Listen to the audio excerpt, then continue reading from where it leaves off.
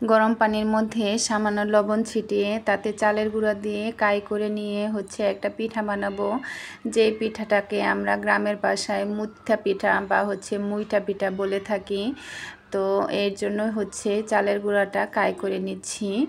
তো এই পিঠাটা কিন্তু খেতে ভালোই লাগে।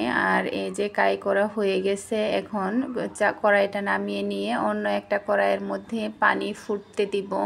আর এই পানিটা একদম টকবক করে ফুটতে হবে, কারণ যে কাই করা চালের গুঁড়া সেটাতে পিঠাটা তৈরি করে নিয়ে ওই পানিতে আবার সিদ্ধ হতে দিব।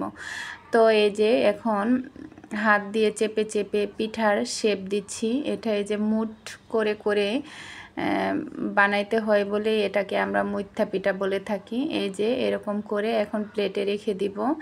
তো ছোটোবেলায় হচ্ছে আমাদের মা ঠাকুমা যারা ছিল তারা এটা বানিয়ে দিত। আর আমরা এটা যে ঝাড়ু দেয়, ওই ঝাড়ুর যে শলা, ওই শলাটা দিয়ে গেঁথে তারপর হচ্ছে খেতাম।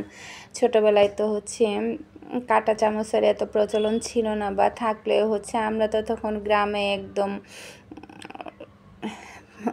প্রত্যন্ত গ্রামের মানুষ, দেখা যায় কি সেই কাঁটা চামচের ব্যবহার আমরা জানতাম না। সেই সময় আমরা কিন্তু ওই শলা দিয়েই এই পিঠাটা খাতাম। আর যখন পিঠা এরকম শেপ দেওয়া হয়ে গেছে, তারপরে যে টকবক করে পানি ফুটতেছিল, সেই ফুটন্ত পানিতে আবার সবগুলো পিঠা দিয়ে দিয়েছি। আর অল্প একটু লবণ দিয়ে দিয়েছি সিদ্ধ হওয়ার জন্য। তো এই যে সিদ্ধ হয়ে গেছে, এখন নামিয়ে নিচ্ছি সবগুলো পিঠা। আর একটু ঠান্ডা হওয়ার পরে এই যে শলা দিয়ে আমরা এই পিঠাটা খেয়ে নিব। তো গরম গরম এই পিঠাটা খেতেই ভালো লাগে। আমার এই ভিডিওটি ভালো লাগলে লাইক, কমেন্ট, শেয়ার দিতে ভুলবেন।